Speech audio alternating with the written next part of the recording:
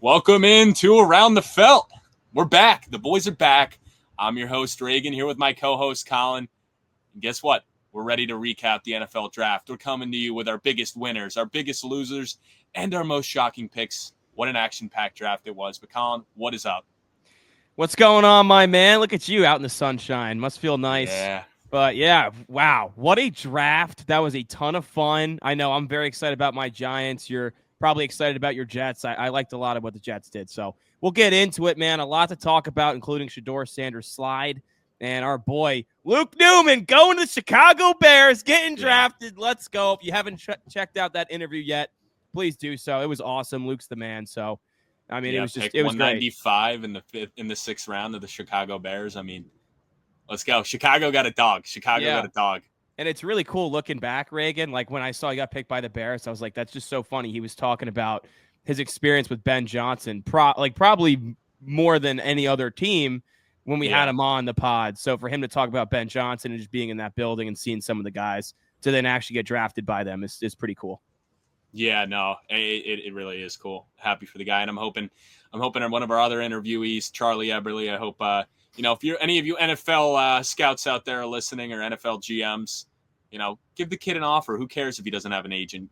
Contact his coach directly. He's a hell of a long snapper. Absolutely. So let's start with the elephant in the room here, Reagan. Shaduer Sanders sliding to the 5th round and finally getting picked by the Cleveland Browns after they took Gabriel in the 3rd. So very interesting quarterback room in Cleveland now. Look, Shaduer was getting a lot of talk about going 3rd to the Giants, and then the Saints picked up for about a day, and then that faded away, and then everyone was kind of pegging him to the Steelers and being like, and even the guys that do this for a living were like, look, I don't love Shaduer to the Steelers. I just don't know where else he could go. And every mock draft had him going round 1. Worst case, going in the top of round 2 to either Cleveland or New York or New Orleans trading up. But Shaduer slid. And it seemed like he was going to get picked early on day 2, and then he didn't get picked on day 2. And then eventually, even on day 3, the Browns passed on him once and then moved up to get him. So Shaduer Sanders goes in the 5th round. Obviously, the prank call, not good. Very, very scummy. I was not a fan of the prank call, Reagan. That's just a douche move. I mean, it was kind of funny, but it was also like, it's so fucked up. It's like funny if it's not you. If that happened to me, like, yeah, I would be pissed. But it's like, I don't know. I think the funniest part is, how are those kids that stupid to actually post the video? Like, if you're what are you doing? Now the NFL is like, they're investigating it. Like, how did this get out? Like, they can't get in trouble for prank calling. I don't think. Like, I don't. Yeah, no, I think they're investigating because from everything I heard, Shaduer had this number that nobody had. He got it specifically for the draft and only gave it out to NFL owners, GMs, all that stuff. So that means somebody within the NFL leaked it. So that's what they're trying to find is who's the rat, who's out of a job, who's hitting the unemployment line. Because guess what, buddy? You're fucked. Yeah, no, it actually is not good. It's not the prank callers that are in trouble. It's the guy who gave the number to the prank callers. Yeah, very, very messed up, man. I felt bad for Shaduer. Like, I legitimately felt bad for the guy. Yeah, well, I mean, I don't know. I've heard there's so many theories going around. The best is the people that are trying to say that the NFL are trying to blackball him because of his race, and it's like, you do realize that 26 of like the 32 guys drafted were there, and on top of that, like the first overall pick was black. So it was like, I saw that on TikTok. Some lady did a video, and there were like 20,000 comments and only like 100 likes, and I was like, yeah, people are just going at her. No, it's just the easy way out, right? Roughly half the starting quarterbacks in the NFL are African American or biracial. Like, it has nothing to do with race. And the people that are making these decisions, the shot callers for these organizations, would not be in the position they're in if they were considering race when they were making picks. All they care about is building the best team to win games. It's not a factor. So if you're going to say that's why he fell in the 5th round, it's lazy, to be honest with you. Yeah, I'm not really sure why he fell, honestly. Like, it's weird. I mean, I guess, a lot of the reasons he was supposed to go so soon was because all the people in the media were pushing him up. Like I know Mel Kiper was having like an aneurysm on live TV. Oh my God, we got to dive into that. When we're done talking about Shaduer, we got to talk about Kiper. Yeah, bro, he said like not a good draft for him. I mean, his number one. He kept saying how this guy should go number 1 overall, and he didn't even go till day 3. Look, I think this is the reality of the situation. I think he slid. I didn't think he slid to day 3, but no. Teams coming out now, and a lot of people in the draft community are saying this. The media was driving Shaduer up into that top 10. Dion himself was driving Shaduer up that top 10, saying during the season, like, oh, we're going to pick like where Shaduer is going to go, this and that. Like, they were trying to build up hype to go early.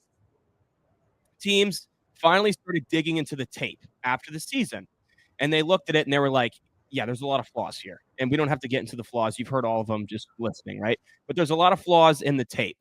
He's a day 2 pick purely based off of his tape.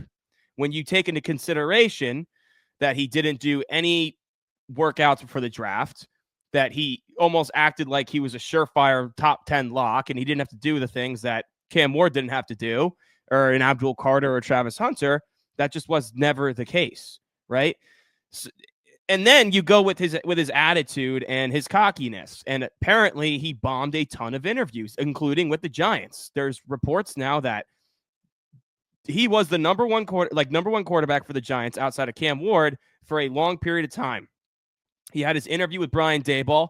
Daboll gave him a snippet of the playbook and sat him down. And Daboll's like, he's a quarterback guy. Like, he grills guys during those sit-down meetings, those one-on-ones. Reports are Shaduer was not prepared for the meeting when Daboll challenged him, like, why don't you know this? Why didn't you look at this? And Shaduer did not take it well. If you're going to interview poorly and act like you don't really care about a team's opinion on you, you're not going to do any pre-draft stuff. And the bottom line, your tape's not that good where you're an elite player where teams can overlook that. You're going to slide.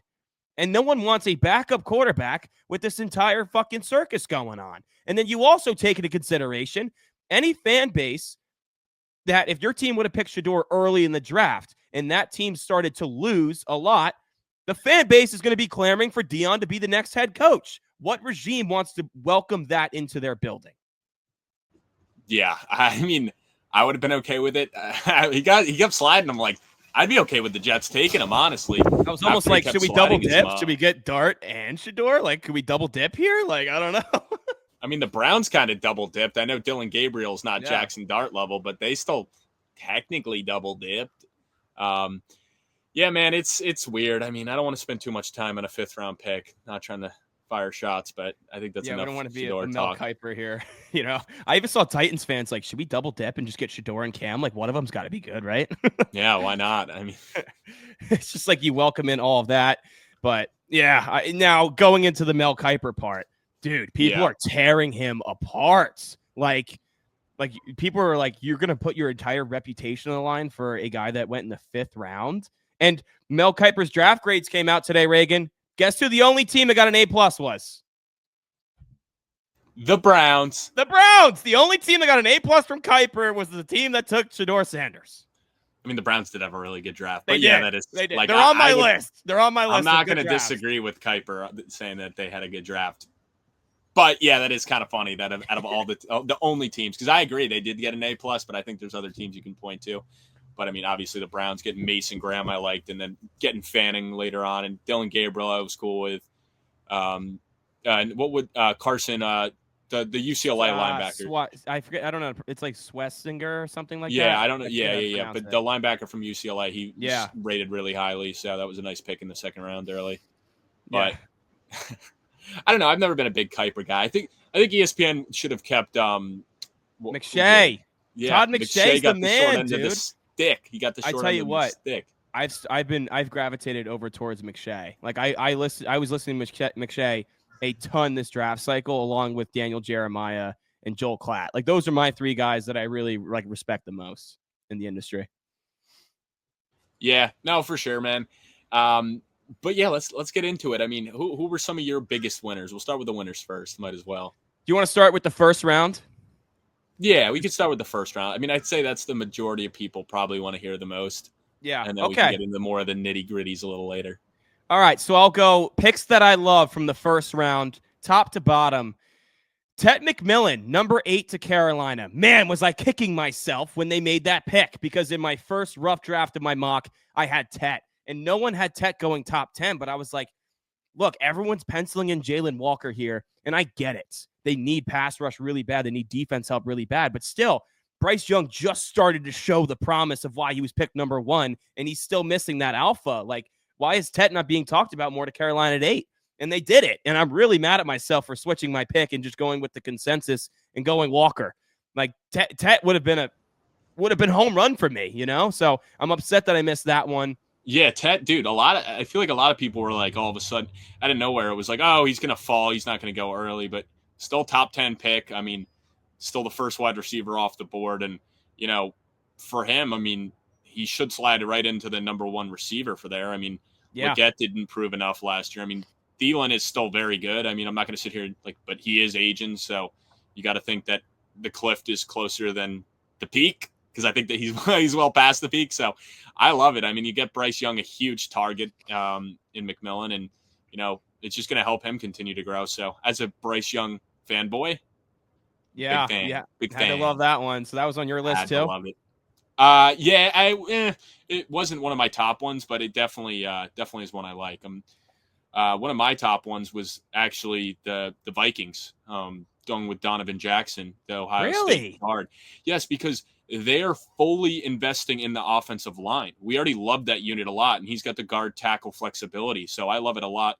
They spent a lot of money in free agency, but that shows, hey, we are fully bought into J.J. McCarthy and this offense, and we're going to build around him so that he has the most success possible. Because we saw how good it was last year, and if he has time, I mean, the best thing for a rookie quarterback is having all the time in the world. I mean, you see what Jaden Daniels was able to do with a half-ass offensive line last year. And you saw how much struggles Caleb Williams had with the Bears with not having a good offensive line. So I view McCarthy as a rookie at this point still, because he hasn't played a snap of football in the NFL. And I think that's really going to help him succeed. But also, if they want to establish the run with Aaron Jones, who they obviously extended and brought back again, that's the best way to do it. So I think that's how you develop through the trenches. So definitely an underrated move in my part. Now, you mentioned the Jaden Daniels there. Does that mean you like the Commanders pick? I do like Connerly the Commanders Jr. Josh Connerly Jr. at 29. Yeah, I liked it a lot. I mean, it wasn't one of my top winners, because I think they could have gone other ways, because you went out and got Tunsil, who's like a star power guy. I don't know if you necessarily need him, but Connerly is great there. He's going to play the right tackle. He's going to play the right tackle, so I like that a lot. I mean, Kelvin Banks I liked with the Saints, more so because of the fact that they were like, hey, even though Derek Carr isn't our long-term answer, we're not sure what his shoulder is, we're not going to reach on a Jackson Dart or Shaduer Sanders. And obviously they took a quarterback in the second round in Tyler Shaw, which we can get into that in a little bit. But they stuck there and they didn't reach. I think they know we're not going to compete in 2025. Based off of our roster right now, this is probably a team picking in the top 5, if not top 10 next year. So we can wait for a better class next year and get our guy. And hey, Tyler, what is it? Shaw, right? Tyler Shaw? Shuck. It's actually Shuck. Yeah, okay, it's so weird, Tyler, right? Yeah. So Shuck, I mean, I don't mind that at all. I kind of like that approach, because they're like, hey, he's not a project in the sense where he's a young quarterback. We can let him play. Like, if Carr's not ready, he's going to be 26, they said, by week 4 next year, which is crazy, because I'm 24, you're 25, but I didn't even know there were still players that could get drafted that were older than me. So that's insane. Yeah. But I liked it because they're committing to building around it, and they got a guy who's old enough that you can step in right away, because I think teams are starting to realize waiting and taking the older quarterback is the way to go, because we've seen Bo Nix, we've seen Jaden Daniels, who are some other older quarterbacks, Brock Purdy, a lot of these older quarterbacks that have a lot of experience, Burrow stepping in and having big impacts, and you don't see a lot of those struggles because they played a lot of football. So that's why I'm also excited for Dylan Gabriel in Cleveland if he gets the opportunity as well, because that's another guy that's played a lot of football. The only problem with Shuck is he's played 7 years, but he's only played 1 full season healthy. He's had 3 season-ending injuries, which isn't ideal. But yeah, he's been in a lot of systems. He's learned a lot of ball. And that's my guess. And that's my guess. A lot of the reason he was drafted there is not because of the tape, but the fact that they know he must be very smart. My guess is he tested off the charts and definitely is a fast learner when it comes to the playbooks, because you don't take a guy in the second with the amount of injuries he's had if there's not other factors going into it. So he must be a warrior on the playbooks. Yes, and in the class, I think consensus was he has the second strongest arm, maybe the first, behind Cam Ward, and he's the second fastest behind Jalen Milroe. So the tools are there. Yeah, I mean, he's 6'5". Plus, look at his coach. Kellen Moore is a guy who played quarterback in the league. Obviously, very smart if he's been able to be an offensive coordinator for many teams and then move on. So, absolutely. Another pick for me, Reagan, that I really liked was Golden to Green Bay at 23. They finally broke the streak of not taking a first-round wide receiver, and the way the board fell, like I didn't love any of the pass rushes there for them. And obviously they didn't want to take Will Johnson. He slid as well. But, with them finally attacking receiver and getting a guy like Golden to add to that wide receiver room, they have a bunch of twos. Golden has the best chance to become their one with his speed and his route running. So them finally breaking that over 20-year streak of not going first-round wide receiver, I think was smart for the hometown team of this NFL draft. Yeah, I mean, that wasn't – I don't know. I don't hate that move. I just don't – I find it – to me, when it happened, I'm like, he doesn't scream like step in and be number one. Like he just screams like another glorified number 2 wide receiver. And I could be totally wrong on this. But maybe initially, yes. Maybe like, initially, but I think he's the highest ceiling in that room. Yeah, you would think. I mean, I still, Christian Watson, who knows with his health. I mean, I think it's proven like Jaden Reed is obviously a very flashy player, belongs in the NFL, is a good player, but he'll never become the number one. So you got to hope that Golden can develop, because if you are taking that pick, and I'm not saying that there was anyone better there to take, because I really think this was, not the strongest wide receiver class. I mean, Tet obviously had a lot of production. Luther Burden had a lot of production, but Burden does a lot of things that Reed does. So at least Golden brings another aspect to this offense that you don't have right now. Yes. What's another name that stuck out to you in round one? Yeah, so I really do like, what – I don't know, because I really like the Eagles getting Jiad Campbell. It's a little weird. That's on my list, yeah. I mean, that was one that was nice to me. I was one I actually mocked. I mocked him going there. And I think a lot of people were like, no, there's no way they take linebacker and he goes there. So I was happy about that. It was funny that they traded up one spot to get him, and they only gave up a fifth. Very weird, but they must have been blocking somebody or were worried about somebody getting him, because I saw Buffalo, being a Jet fan, trade up in front of us like 4 times throughout the draft, and I'm like, what the hell is going on? They just kept doing it. I'm like, great. So they keep trading up, taking guys that maybe we wanted that are just going to destroy us for the next 10 years. But yeah, definitely Campbell. I think he brings a lot of versatility, and it's just the rich get richer, as Jiad Campbell himself said. I know, like Campbell should not have been there at that point of the draft, and it's just Philadelphia just striking. Similar to Baltimore taking Malachi Starks at 27. That was another one of the picks I love. And then, in totality of drafts, we'll get into that with Mike Green in round 2. But it's just what the Ravens do, man. These guys just fall into their laps. Like, you had Malachi Starks back there with Kyle Hamilton. Like, I wouldn't be shocked if that's the best safety duo in football for the next 3, 4, 5 years. Like, yeah, and it's similar situation too. Like, Hamilton slid to them at 14. It does seem like the Ravens, and Eagles are the 2 teams that every single year they're picking in outside the top 25, and every single year they get some blue chip prospect that slides down to the board, and they either trade up a little bit to get him or they just fall right into their lap. And it's both those teams always, because the Ravens with Hamilton, Linderbaum, Starks now, and then the Eagles. I mean, you look at DeJean last year, you look at Quinion Mitchell, the list goes, Jalen Carter. I mean, the list goes on for both teams.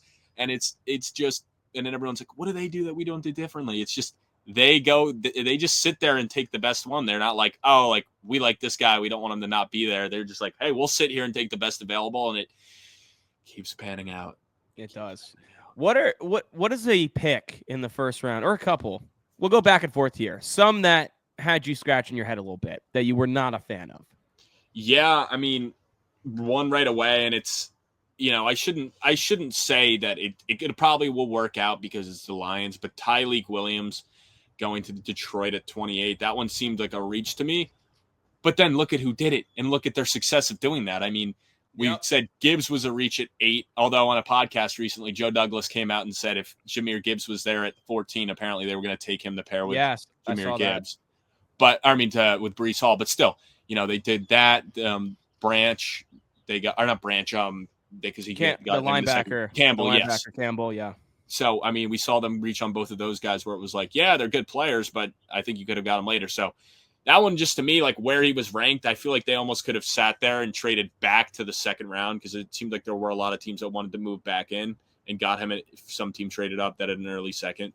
But I don't know. I'm not going to crap on the prospect. It's just value. It didn't seem like they were maximizing it. I agree. What really bothered me was the Falcons not taking Jalen Walker at 15. I love that pick. Could have been in that category. But trading their 2026 first to move back in to take James Pierce at 26 overall. I'm like, wait, what? You moved up from the second and you gave up your first next year to come up and get another pass rusher in James Pierce that, yes, does he have the talent, the tools? Was he third in the country in pass rush win rate? All yeses. But it's a lot of flaws here, and the character concerns are real with Pierce. So giving up I would have been okay with it if it was a couple picks in this draft to move up from your second. But giving up that first next year was bold. Yeah, I didn't fully get that. 'Cause didn't they give up more than you guys did, trading up to get Jackson Dart? Yeah, yes, they did. I mean, granted, the Giants moved up from 34, so it wasn't as big of a drop. But like value-wise, the Falcons gave up more, in my opinion, than the Giants did. And honestly, I think the Giants may have been able to still get Dart at 34. I mean, you never know, but I don't know. They may have. The Cleveland could have swooped them up at 33, to be honest. Yes. So, but that must have been why. I mean, you get the 5th-year option too, but I don't know. That was definitely one where I was like, I feel like they didn't need to trade up, but it's so important with quarterbacks getting the 5th-year option. Absolutely. And I was seeing reports that the Browns, Giants, and Saints were all interested in Dart and all had him higher on their board than Shaduer, obviously. But maybe the Giants were like, we are not going to take this risk with the Browns picking right in front of us. So let's just get up and get our guy. Who gives a shit? We'll give up that pick 99, which was a comp pick anyways. Fuck it. Like, let's just go get our dude. So yeah. I'm fine with it. You know, like, I mean, I guess we could talk about the Giants draft right now, like Jackson Dart. And I mean, you can go first. What are your thoughts on Jackson Dart to the Giants and then moving up to take him at 25? So my thing is, I think I'm not trying to be a hater because I do think Jackson Dart will be good, but I ultimately think you're setting him up for failure. And the reason why I think he's getting set up for failure is he's getting drafted to a regime that most likely is not going to be there next year with a new coach and a new GM. And it's clear they are coaching for their jobs. And when it doesn't pan out, because let's be honest, I don't think the Giants have enough talent right now, it's not going to work out. And if the off chance it does work out, and this team goes to the playoffs, is it going to be because of Jackson Dart? Probably not. It means Russ or Winston, and not even Winston, because he's going to be the third string. Like, you'll go to Dart before you go to Jameis. But that means Russ probably worked out, and it's like, well, if he brought us into the playoffs when he's still, like, I guess out of his prime, like, I don't even know. Like, the more I look at Russ, I'm like, was it more a benefactor of a good defense than anything else? But I don't know, it's just a weird spot. I don't know. It's just going to be – it's an uphill battle for the kid, unfortunately. But at least that will be the selling point next year when you're going for a new head coach and a new GM. Hey, you get to come in and coach this young guy who maybe got to play a few games. Hopefully, if you're assuming if they're letting firing the coaches, they won't do it midseason. But you would think by the end of the season, they'll be like, all right, let's just play Dart. And maybe we can hope that he shows enough where we're like, hey, John Mara, give us another year. Look what we did with Jackson Dart. But it's funny. It's funny what they're doing, the coaches. But I love Carter. That pick was sick. You have a mean defensive line. And who was the interior guy you got from – didn't you guys get the kid from Toledo? Yeah, Darius Alexander, dude. Yeah, I saw a lot of mocks having the Giants taking him at 34. So the fact that they got him in the third, like, dude is an athletic freak. He's got 34-inch arms. He's like 6'6", like 260. Has some more of a run stuffer thus far, but he has the tools to develop more of as a pass rusher. You don't need him to be a pass rusher, honestly. They really don't. They need guys to help stop the run because their run defense was so bad last year. Yeah. So, that defensive line with now Abdul Carter, I mean, it's disgusting. But, for the Jackson Dart thing, I was in the camp where I did not want to move up and take a quarterback this draft, just given what was on the board, what the options were going to be at that point.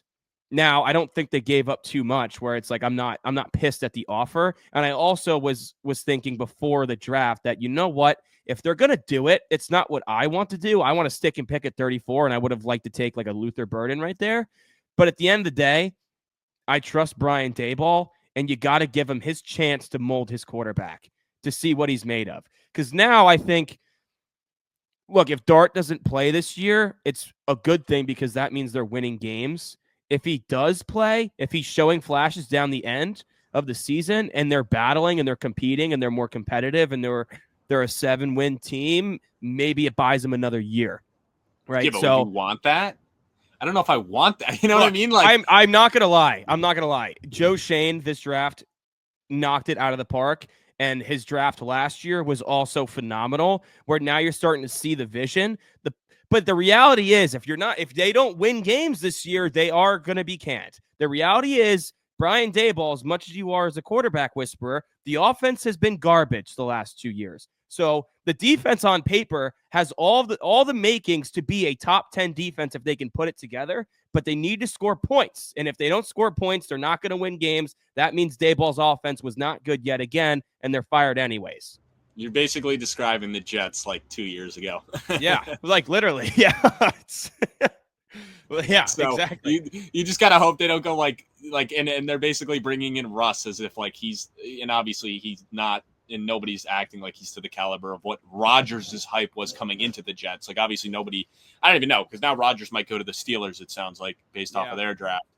But hey, Garrett was happy. I was talking to him before. He's like, hey, Will Howard, he's a big Will Howard guy, and he has a really good chance to compete for a starting job there right now, because currently they didn't draft anybody. I know. Who is their starting quarterback? I think Will Howard technically would be slated to be their starter right now. Mason Rudolph might have the nod because he's been in the building before. Although, like, Mason Rudolph's not giving that team confidence that they're going to get back into the postseason again. Yeah, if any, I mean, he's a meme in Pittsburgh. He got his head smashed in by Myles Garrett.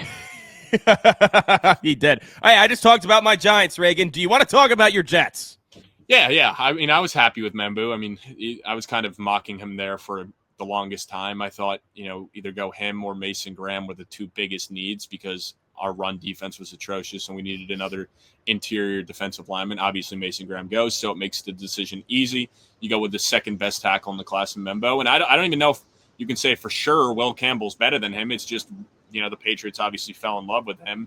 And then I was very Jets need right, exactly. So that's the nice thing, and you hope that we have our tackle duo for at least the next 10 years. I mean, that's now the 7th pick and the 11th pick in the past 2 years spent on the tackle position. So one would hope that you figure it out. Obviously, it's good too the way this draft went, because they're basically saying, hey, Justin Fields, it's your job. We're not going to draft a rookie quarterback. They didn't draft any. And I think half of that also could be because we still have Jordan Travis, and that's their kind of project type quarterback where they're like, what's the point of taking one in the 5th, 6th round? We know Tyrod will have his opportunity as well to compete against Justin Field, but that's the 1-2. And Jordan Travis is, slated in to be the project type guy that maybe the season's a wash and you turn to him late in the year to see, hey, maybe this kid has something.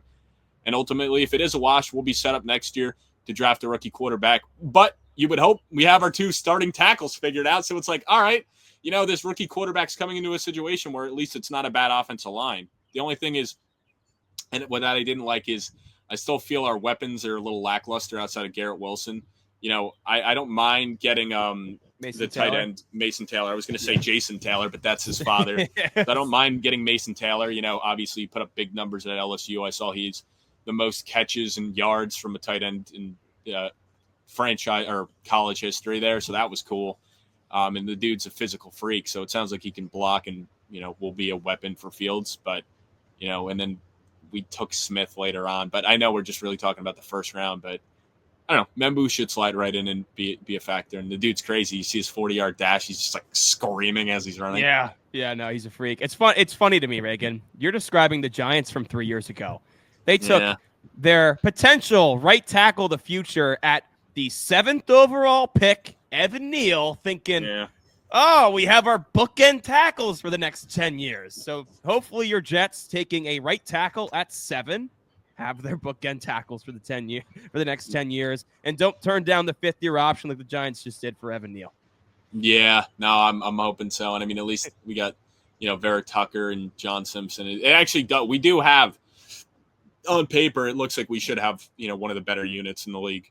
Absolutely. Absolutely. At least there's no excuses for if Justin Fields fails. I mean, they'll probably try to blame it on his weapons, but they're setting him up to have a chance for success at the very least. For sure. Are there any other picks in the first round that had you scratching your head a little bit? I mean, Dallas's felt like a reach with Tyler Booker. Yeah, it feels like a reach when you draft a guard at 12. I mean, I do think he will be good. He may end up being the best guard in the class. It's just like, if you were going to go him, I feel like you could have traded it back, but maybe they didn't want to risk it. I mean, you saw the way they built it back in the day and taking Zach Martin and really building it up, how it worked and how dominant they were able to be. So if they're trying to get back to that approach where they're going to build through the trenches, I like it. Another one I didn't really love was Emeka Egbuka to the Bucks at 19. Also on my I think list, that's the very popular pick, them having the most head-scratching draft in the first round, the Browns having the best first round. But yeah, it's just like Mike Evans obviously is not slowing down. I mean, McMillan showed a ton last year, and it's like, even if you're not Godwin, you just gave Godwin a bag for 3 years. You gave Godwin the bag, and even the people don't want to be like, well, what about his health? It's like, I don't know, so what? Like, even if he's not fully ready, I mean, you really needed to draft a guy to be a filler. And I don't know.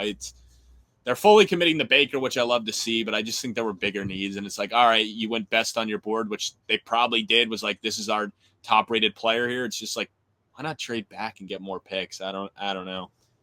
Yeah, really it's not that no defense. That was your issue, was the defense, not your offense. Yeah, and I know they got Benjamin Morrison on day 2, which I thought was a phenomenal pick out of Tampa Bay. And it's not that I dislike Emeka Egbuka as a player. I really like Egbuka, but that was the last of their needs, was a receiver with Evans, Godwin, and what McMillan showed you. It was the last of your needs, besides probably quarterback with Baker, right? And running back too, yeah. They went running back after last year. Yeah, I don't know. That was a head scratcher to me. Another one, Reagan.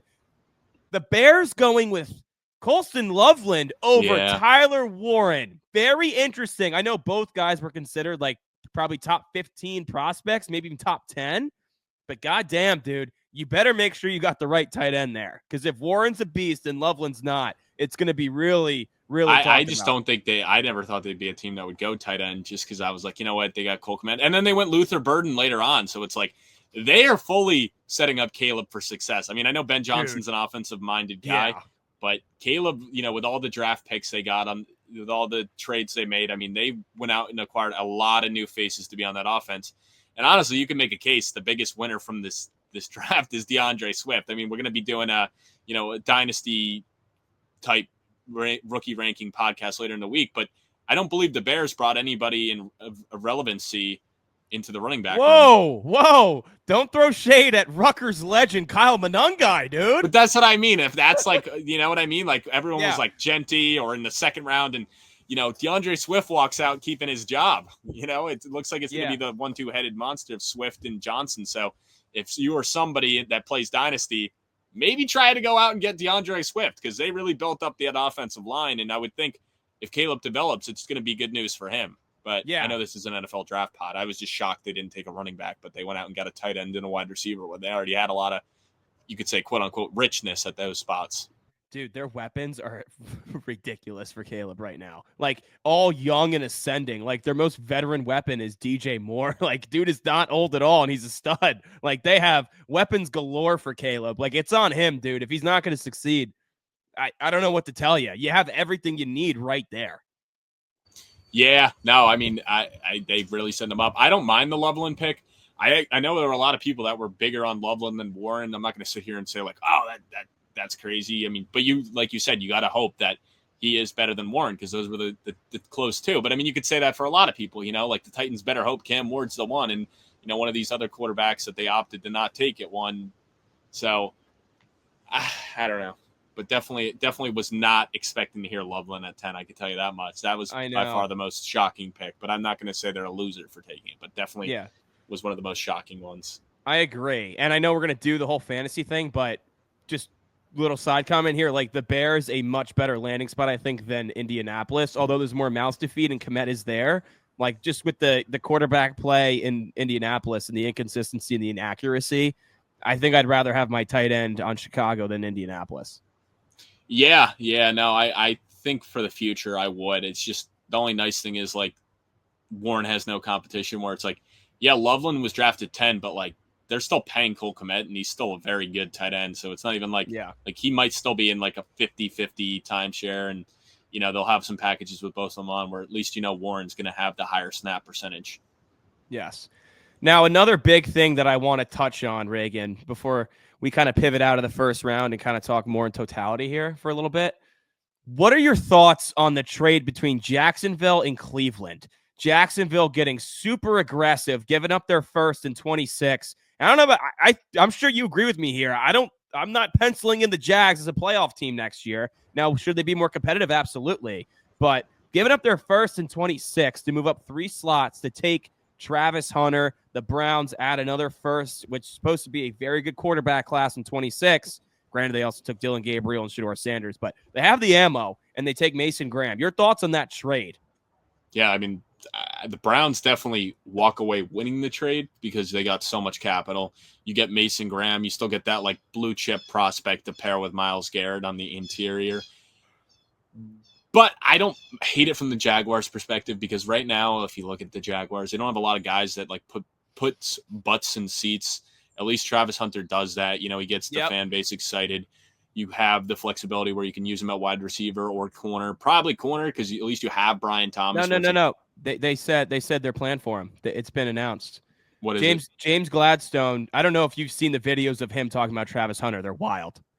Like it's really. It's like, dude, you have to look after this. Guys, if you have not seen James Gladstone on the podium with Travis Hunter next to him talking about Travis Hunter to the media, please go watch. It's hilarious, but he's so dead serious, and he talks like McVay, like all sophisticated about the way who Travis is as a person and a player. It's so funny, dude. So funny. But it's like he found his first true love, and that true love is Travis Hunter. But they said the plan is they're like, Trav wants to play both ways. Our intention is he is going to play both ways. And he's starting at wide receiver full time and mixing in at corner.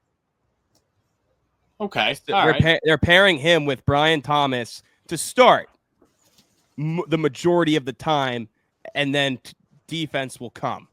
But he's going to major on offense. Interesting names for fantasy, dynasty, all that shit. I think he's a first-round pick now, though. Like, with that landing spot and what they've said, like, now it's not like you taking a shot on him day 2 of your fantasy drafts. Like, no, he's a first-round pick now. Like, he is. No, it is. It's definitely interesting. I didn't, and I don't hate it. It's just like, I don't think they're going to be that good again next year. Like, I think they'll win a couple more games, but I think you just gave up to get him, another top 10 pick next year. And the 2nd-round pick, which I think the Browns used to take Quinshon Judkins. They did, yeah, Judkins. Yeah, so that's the thing. You gave up the 2nd and a 10th to get Travis Hunter. But if he ends up being everything he's supposed to be, it won't matter in the long run. It's just a lot to give up when it's not a quarterback you're trading up to get. But he could have that impact. I mean, look at the impact, and I know it's different sports, but look at the impact Ohtani's been able to have. So, if he's playing at a level where he's competing for the MVP and the Offensive Player of the Year and Defensive Player of the Year on different years, you won't give a shit. So he's just got to pan out. And Gladstone said he's a first-round pick at wide receiver, he's a first-round pick at corner. So fuck those picks. We just used 2 first-round picks to get him, right? Like, he's a first-round pick on either side. Fuck it, know? That's what he said. So I don't know. You got to check it out. I'm telling you, listen to Gladstone about Travis Hunter after. It's hilarious. No, I will. That's awesome. All right. Let's go now in – you know what? Let's talk some quarterbacks first before we get into teams that you loved and teams that you didn't love to close out the pod here. So we touched on Shuck to New Orleans. We touched on Dart. We touched on Shaduer. We touched on Cam Ward, who we did not touch on. Jalen Milroe going to the Seahawks. Your thoughts on that? I think it's a good landing spot for him. I like it. And then we saw them move on from Sam Howell later on in the draft, ship them off to Minnesota. Yeah. I like it, though, because, the Darnold contract is structured out for only 3 years, but I think they can get out of it pretty easily if it doesn't work out in year 1. So at least you have another option where it's like, hey, we didn't put all of our eggs in the Sam Darnold basket. But also, I mean, Jalen Milroe is a freaky athletic dude. I mean, I think he ran like a high 4.3. So I wouldn't be shocked even if Darnold, well, even if Darnold will be the starter, I wouldn't be shocked if Jalen Milroe ends up being put in on some different offensive packages as like some sort of chess piece, especially around the goal line. I mean, the dude is a whiz with the ball in his hands. I saw plenty of games this year where he broke off like 50-yard touchdown runs. So just a guy you want to get the ball in his hands to, and at least he can sit and develop. It's just, there's not a huge track record because McDaniel just took over a year ago. So we can't say, oh, Seattle's been really good at developing quarterbacks, But I guess at the very least, they were able to take Russell Wilson in the 4th round and develop him. So you never know. And also, similar situation because from what I remember when Russell Wilson came in, they went out and paid Matt Flynn a lot of money, who was a one-year wonder with Green Bay, to be the starter. And then Russell Wilson came out and won the job being the day 3 pick. That is also true. Yes, it is. It is. So you never know. But they also didn't pay Matt Flynn that kind of money. So, but still, you never know. It's the same situation in a sense. But I think Sam Darnold will be the starter day 1. Yeah, Darnold will be the starter. I think it's a good landing spot for him, though, because Darnold's not like entrenched as the franchise quarterback. He just got a deal, right? But he's not necessarily the long-term guy. Like Milroe has the opportunity to take that over. And your only other competition in the room is Drew Lock, who's floated around the league, and you kind of know what he is at this point. Drew Lock is their QB2 for this season if Darnold goes down and they're competing because he's more ready to play right now. Milroe is their project. And I would have been totally cool with the Giants taking Milroe in the 3rd round, just based on the tools that he has, like the elite running ability. He's got a lot to work on, though, but I think this is a solid spot for him. And Seattle's got a lot of weapons, too. Yeah, I was hoping the same with my Jets. Another, also with Taylor and Justin Fields being there, too. 2 other great running quarterbacks. So it would have made sense. But, yeah, I mean, another one, Will Howard going to the Steelers. I know we talked about it a little bit earlier, but yeah, he's going to have a chance to compete for the job. I mean, and another one, Dylan Gabriel, too. Like, he's going to have a chance to compete for the job. In my mind, before Shaduer got drafted there, I'm like, holy shit, like, Dylan Gabriel, Rookie of the Year ticket? Like, that's not a bad bet. Because I'm like, this guy's played so much football where it's like, he doesn't need to develop. Like, he could step in on day 1, and it's like the lefty, 5'11", but a ton of production at Oregon and, this other stuff. So I was like, putting it through my mind, like, this guy's about to step in with that elite defense and lead them to the playoffs and sneak into the wild card berth. And I was like, shit. But now that Shaduer's there, I don't know. I mean, the books definitely aren't giving him the credit, but I don't know. I'd love to see Dylan Gabriel get a chance. It's just tough when you're that small. But, I mean, we've seen Bryce Young start to have some success at that size. So, and apparently, everything I saw, he's got one of the best arms in the class. It's just, I think, the size and the age turned a lot of teams away that he felt. Yeah. Or not too much, but he still went in the 3rd round. And he did have that brutal leg injury, too, when he was at UCF. So, that Right. Still maybe not a medical concern now, but that's still there. That still happened. He still had some serious injuries. So, all right, Reagan, let's pivot. Give me a team that was one of your favorite draft classes. Just overall? Overall, in totality, stack it up top to bottom. What's one of your favorites? Give me the Bears, man. Now, I'm not going to take the low-hanging fruit because of our boy getting drafted there, but the Bears were a good draft class. Yeah, me too, for sure. Like, I'm not going to sit here and say they were my favorite one, but I think, the Bears, just because of the fact that, you got Luther Burden. They did happen to take one of our guys in Luke Newman. Luke so that Newman. helps. I like Manal guy on day 3. That's a good pick if they're not going to go running back early, Colston Loveland adding another weapon. Yeah, and obviously, we liked what the Browns did a lot, but I don't want to sit here and take the easy one out. We've already talked about the Browns. I mean, I didn't mind what the Texans did. It was a little head-scratching to me, actually, just because it seemed like they had a lot of offensive line issues. Obviously, they get Essery out of Minnesota, the O-tackle, but they took 2 wide receivers out of their first 3 picks, both from Iowa State, funny enough. Yes. But you still have Nico there. You have Tank Dell there. You traded for Christian Kirk, and it's like, why are you drafting 2 wide receivers when you have so many other holes? So there must be something going on with Tank Dell's health, and they must not be fully bought into Christian Kirk that they're spending 2 of their top 3 picks on wide receivers when they have a lot of other holes to fill. Like, wide receiver wasn't even like a top 5 need for the team. I also think the Woody Marks pick is sneaky for the future because he He was pretty good at USC this year, so I think that's sneaky, and we'll get into that later in the week, but definitely a taxi squad stash. That's all I'm saying. For sure. I agree with you on Houston. Jaden Higgins is built almost exactly like Nico Collins, like 6'4", the arm length, the speed, like their 40 time. Like they are very similar receivers. Jalen Noel is more of that shifty slot guy that's going to work kind of into that Tank Dell role. And I think they're probably under the assumption Tank Dell is going to miss most of, if not they must all be, bro. of 2025. Like he's probably going to miss this entire season because that was a bad injury. So, and you got Christian Kirk, it's probably just a 1-year deal. So I'm fine with it. Like, and I think getting Arante Ursary out of Minnesota was a home run for them at 48 because he can play left tackle. He might not be the left tackle this year. He's probably going to play right or guard, but he can play left tackle and be their long-term solution. So I really like Ursary. I do like what the Texans did. I got to shout out the New England Patriots here. Like, Will Campbell was, a plug and play kind of pick at number 4. It makes sense. But getting Travion Henderson at 38 to also help out Drake May and that pairing with Ramondre Stevenson because they have different skill sets. And I mean, Henderson's like my dude. I love Travion Henderson. I think he's going to be the second best running back in this class behind Genty. So getting him at 38, I thought was awesome. And also Kyle Williams, the receiver they got at 69 out of Washington State. A lot of good things from him too. I like Joshua Farm, the D tackle out of Florida State as well. They got in the 4th round. So, they had a ton of picks as well. I think they got like 10 guys. So I like the Pats draft as well. I mean, who I liked a lot? Also Seattle. And I know we were just talking about Milroe, but I like them getting Zabel from North Dakota State, the guard. I mean, I know he had a ton of NIL deals, but he was one of the guys that decided to stay, but he was definitely a D1 talent. Which is a huge thing for NFL teams, I think. In this day and age, if you're going to stay loyal to the team that helped get you to where you are, I think a lot of teams are going to see that as a big positive.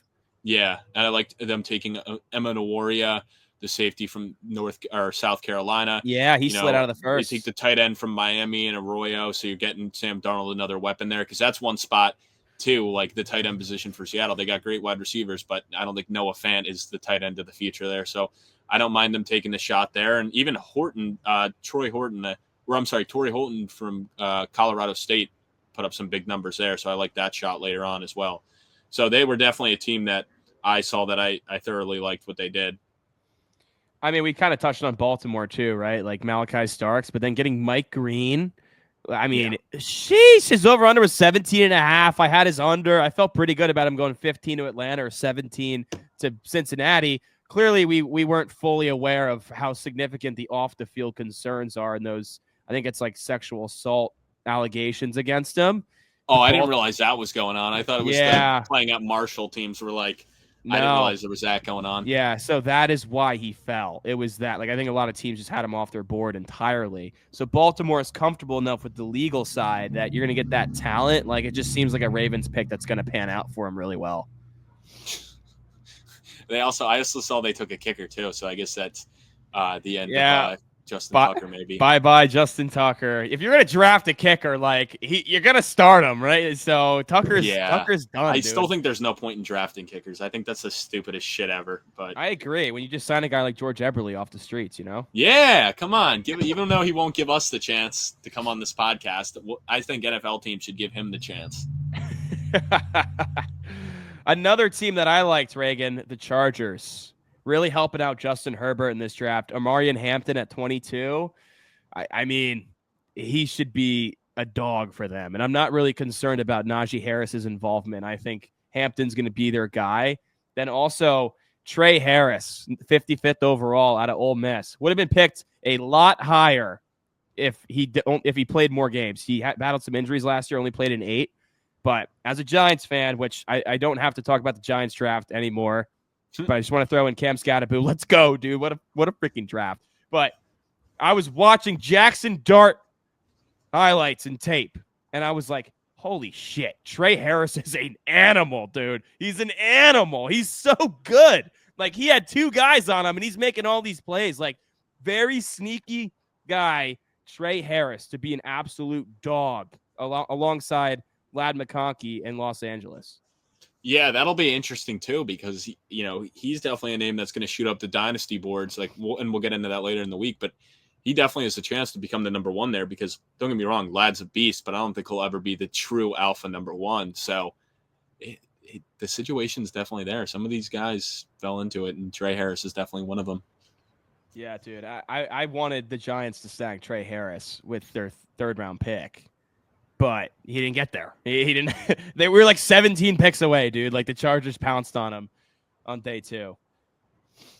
Yeah, no, but overall, I mean, I really did enjoy the draft. I mean, time will tell. It's kind of hard. You can say what drafts you loved, but it's kind of hard to look at a team's draft board or draft class and be like, yeah, I don't like this, because all it takes is for one of those to pan out, and that's the only thing people will remember.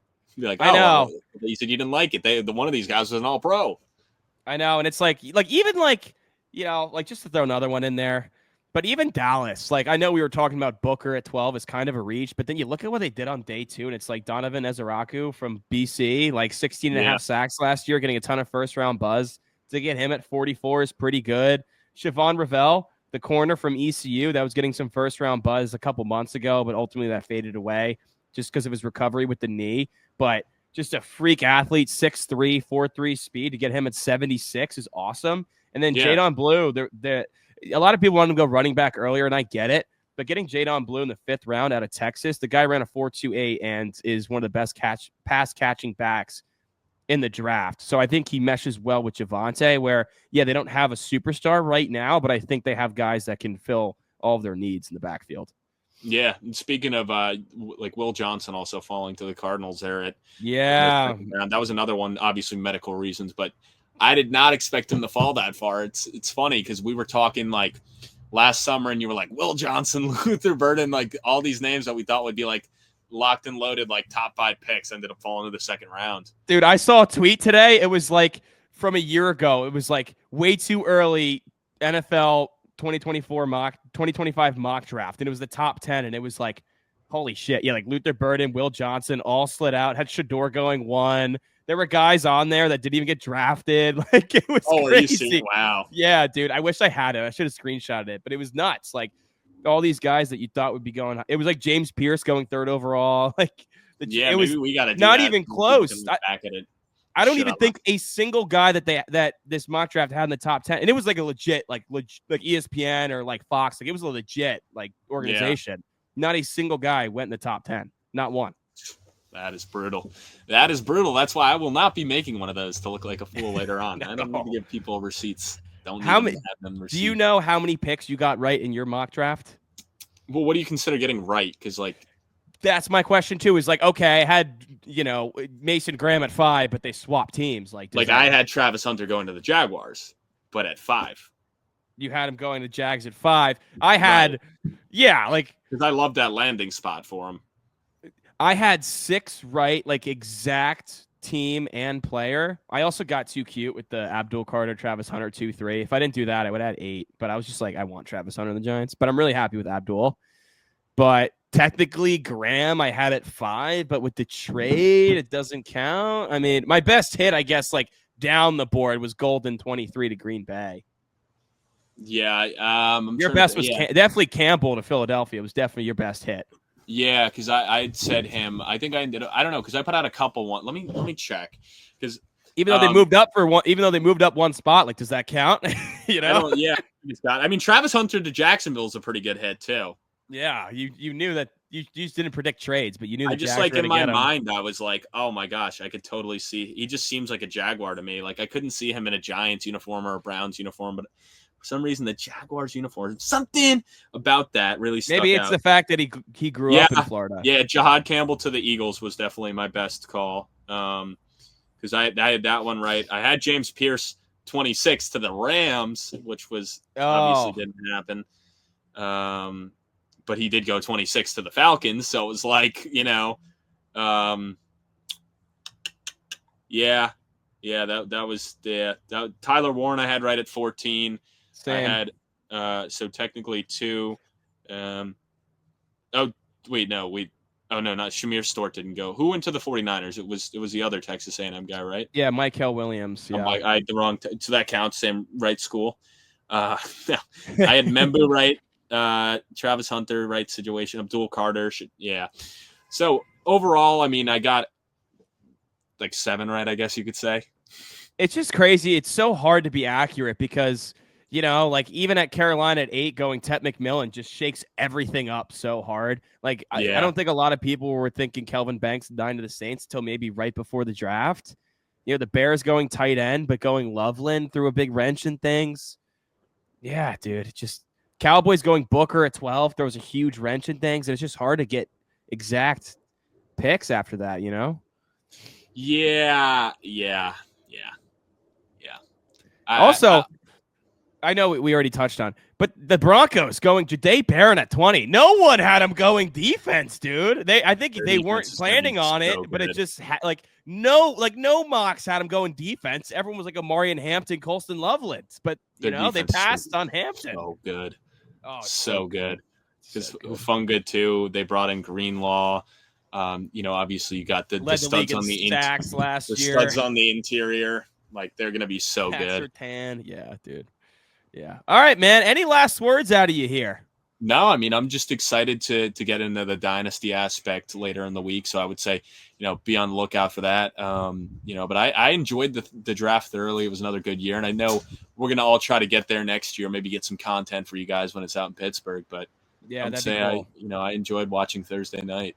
What about you? Any last comments, thoughts? No, dude, I absolutely love the draft. I actually said to my buddy about a couple hours ago, I was like, damn, I'm actually upset that the draft's over because I look forward to that like all year round. But after the season ends, like that 3-4 month like sprint to the draft is so much fun. It's a great couple days. I didn't get to watch it in front of a TV. I was at a work dinner and had it on my phone with no volume to watch it. Like that's how much I love this shit. And that, one of the people's like, are you watching the draft? I'm like, yeah, like I have to. I love this shit. I'm a nerd for this shit. Like I have to watch next year, hopefully for the first round. If we're not in Pittsburgh at the draft, I actually can watch on a TV with some volume and hear Kiper flipping out about Shaduer sliding. But but yeah, man, I love the draft. It was a great time, and my Giants crushed it. So vibes are high. Yeah, I think my Jets crushed it. I'll go with that as a fan. But yeah, all right. Well, drop a comment, everyone. Let us know what you thought, and make sure to drop a like and give us a follow on all the socials. So till next time.